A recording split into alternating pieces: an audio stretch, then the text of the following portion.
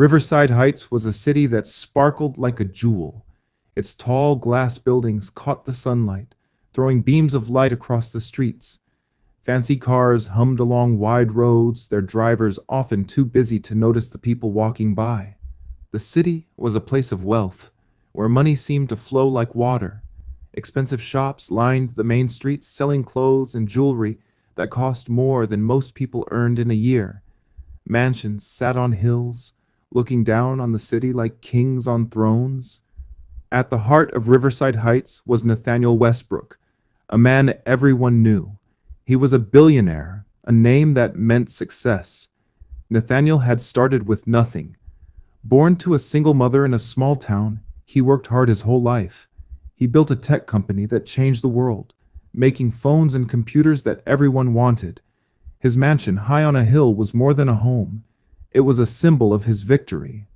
It had marble floors, gold chandeliers, and windows that showed the whole city below. But even with all his money, Nathaniel wasn't happy. He had everything: cars, houses, private planes, but something was missing. He felt alone. His life was full of people who wanted his money, not him. Friends, girlfriends, even family. They all seemed to care about his wealth. Nathaniel longed for someone to love him for who he was, not what he owned. Then he met Veronica Blackwell.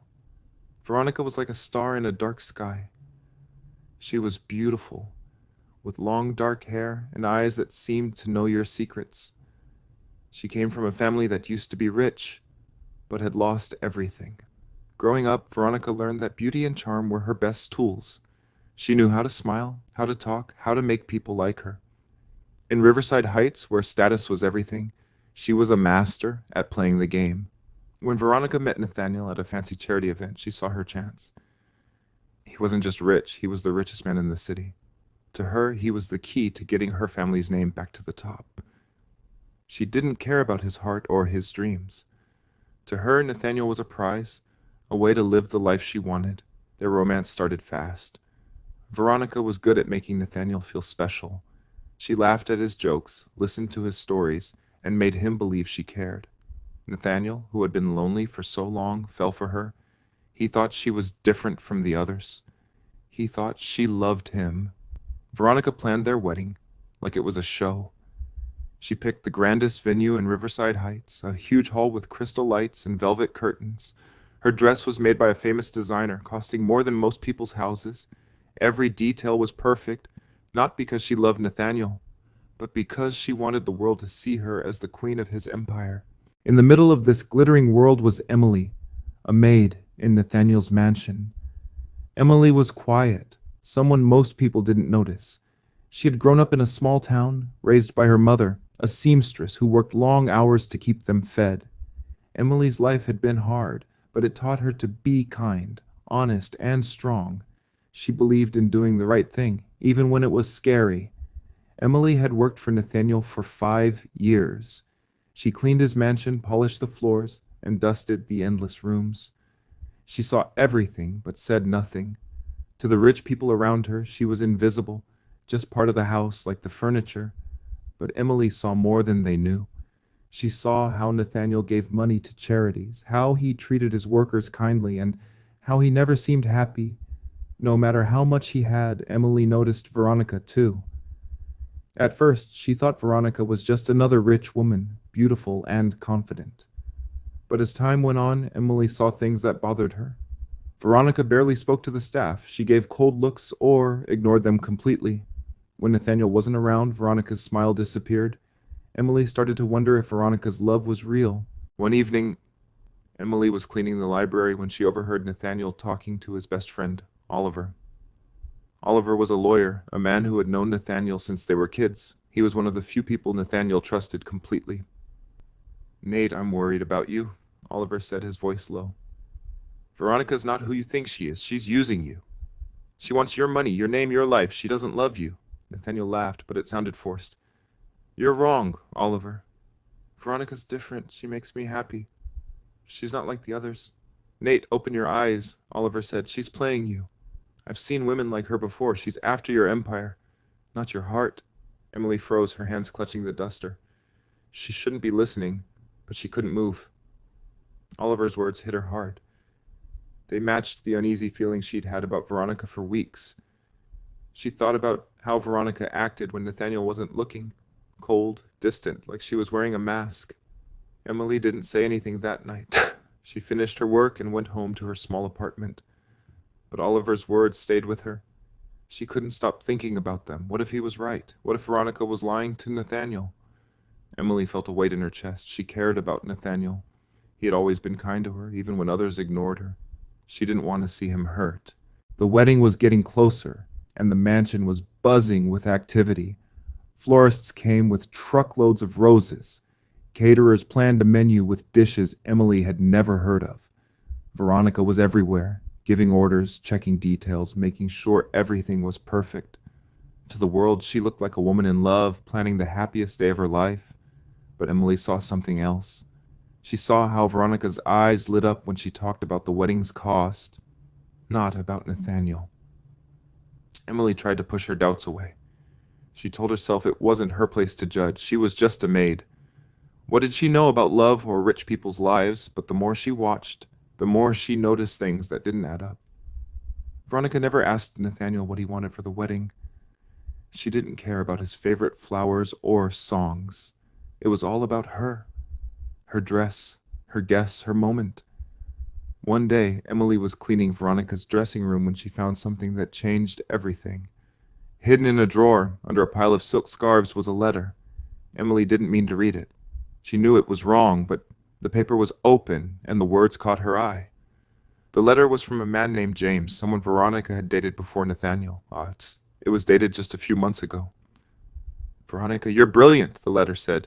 "Marrying Westbrook is the perfect plan. His money will fix everything. You'll be back on top, and no one will ever know. Just keep him fooled until the wedding. You've always been good at that." Emily's heart pounded. She read the letter again, her hands shaking. It was proof. Proof that Veronica was lying. She wasn't in love with Nathaniel. She was using him just like Oliver had said. Emily put the letter back, her mind racing. What should she do? She couldn't just ignore it, but telling Nathaniel would be risky. He might not believe her. He might fire her. Or worse, he might hate her. For days, Emily carried the secret like a heavy stone. She went to work, cleaned the mansion, and smiled at Nathaniel like nothing was wrong. But inside, she was torn. She thought about her mother, who had always told her to be honest no matter what. "The truth matters, Emily," her mother used to say. "Even when it's hard. It's the only thing that lasts." Emily knew she had to tell Nathaniel, but she was scared. She was just a maid, and Veronica was a powerful woman. What if Nathaniel thought she was lying? What if Veronica turned the story around and made Emily look like the bad guy? Emily had no money, no status, no way to protect herself. But she couldn't let Nathaniel marry someone who didn't love him. The night before the wedding, Emily couldn't sleep. She sat in her tiny apartment, staring at the ceiling. The clock ticked loudly, each second reminding her that time was running out. She thought about Nathaniel's kind eyes, the way he always thanked her for her work, the way he seemed so lonely despite his wealth. She thought about the letter, its words burning in her mind. She had to act. The next morning, Emily woke up early.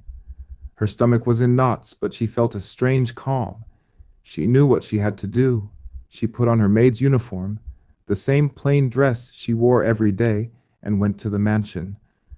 The house was quiet, the wedding preparations done. Guests would arrive in a few hours, and the ceremony would begin. Emily found Nathaniel in his study, a large room filled with books and papers. He was sitting at his desk, looking at a photo of him and Veronica. His face was tired, like he hadn't slept either. Emily knocked softly on the door. "Emily?" Nathaniel said, looking up. "Is something wrong?" She took a deep breath, her heart pounding. "Nathaniel, I need to talk to you." "It's about Veronica." Nathaniel frowned, confused. "What about her?" Emily stepped inside, closing the door behind her. "I know I'm just a maid, and I shouldn't be saying this, but I can't stay quiet. Veronica doesn't love you. She's using you. She wants your money, your name, everything you've built. She's not who you think she is." Nathaniel stared at her, his face going pale. "Emily, that's ridiculous." "Veronica loves me." We're getting married today." "Why would you say something like that?" "I've seen things," Emily said, her voice shaking but firm. "I've heard her talk when you're not around. She's cold, Nathaniel. She doesn't care about you. And I found something. A letter. It proves she's lying." She pulled the letter from her pocket. She had taken it from the drawer that morning, knowing it was the only way to make Nathaniel believe her. She handed it to him, her hands trembling. Nathaniel took the letter, his eyes scanning the words. As he read, his face changed. His shoulders slumped and his hands shook. The letter fell to the desk, and he looked at Emily, his eyes full of pain. "Is this true?" he whispered. "I'm so sorry," Emily said. "I didn't want to hurt you, but I couldn't let you marry her without knowing." Nathaniel sat there, silent for a long time. Emily stood still, waiting, her heart racing. She didn't know what he would do. Would he yell? Would he fire her? Would he believe her? Finally, Nathaniel spoke, his voice low. "Thank you, Emily. I need to think." Nathaniel didn't confront Veronica right away. He needed time to process what he had learned. He spent the morning alone, reading the letter over and over, thinking about everything Emily had said. He remembered moments with Veronica, small things that hadn't seemed important at the time, the way she avoided talking about their future, the way she cared more about the wedding's appearance than their life together, the way she never asked about his dreams. By noon, Nathaniel knew what he had to do. He called Veronica into his study. The guests were already arriving, the hall filled with flowers and music. Veronica walked in wearing a white dress that sparkled like diamonds. She looked perfect, like a bride from a fairy tale. But Nathaniel saw her differently now. "Veronica," he said, holding up the letter. "Explain this." Veronica's smile faded. She read the letter, her face going pale. "Nathaniel, this is a mistake. It's not what it looks like." "Don't lie to me," Nathaniel said, his voice sharp. "I trusted you. I loved you. And you were using me." Veronica tried to argue, but her words fell apart. She stammered, making excuses, but Nathaniel wasn't listening anymore. He knew the truth. The wedding was canceled. Nathaniel stood in front of the guests and told them the truth, not the details, but enough. He said he couldn't marry Veronica, that their relationship was built on lies. The guests whispered, shocked, as Veronica stormed out, her perfect image shattered. The news spread like wildfire. Riverside Heights loved gossip, and this was the biggest story in years. Newspapers and websites wrote about the canceled wedding, calling it the fall of Veronica Blackwell. Her reputation was ruined. The socialite who had charmed everyone was now seen as a liar. Her family, already struggling, sank even lower. Nathaniel was heartbroken. He had loved Veronica, or at least the idea of her. Losing her felt like losing a piece of himself. He stayed in his mansion for weeks, avoiding the world, his empire, his wealth, his success. It all felt empty now. But Emily was still there. She kept working, cleaning the mansion, doing her job. She didn't say anything about what had happened, but Nathaniel noticed her. He saw how she worked quietly, how she never asked for thanks, how she had risked everything to tell him the truth. One day, Nathaniel called Emily into his study again. She was nervous, thinking she might be in trouble, but Nathaniel smiled, a small, sad smile. "Emily, I owe you an apology," he said. "I didn't listen to you at first. I was blind. But you were right, and you saved me from making a huge mistake." "Thank you," Emily blushed, looking at the floor. "I just did what I thought was right." "You're more than a maid," Nathaniel said. "You're honest, you're brave. I don't know many people like that." Over the next few months, Nathaniel started to heal. He spent less time in his mansion and more time with people who mattered, his friend Oliver, his employees, even Emily. He began to see the world differently. He realized that money couldn't buy happiness, but honesty and kindness could. Emily's life changed too. Nathaniel gave her a promotion, making her the head of the household staff. It wasn't just about the money, it was about trust. He knew he could count on her. Emily used her new role to make the mansion a warmer place, a home instead of a showpiece. Nathaniel and Emily became friends. They talked sometimes, late at night when the mansion was quiet. Emily told him about her life, her mother, her dreams of going to school one day. Nathaniel listened, really listened, in a way he never had with Veronica. He saw Emily for who she was, not a maid, but a person with a big heart. One evening, as they sat in the garden, Nathaniel looked at Emily and said, "You know, I spent so long looking for love in the wrong places. I thought it was about money or status, but you showed me what matters." Emily smiled, her cheeks pink. "I'm just glad you're okay." Nathaniel reached for her hand. "I'm more than okay. I'm starting to see what's real."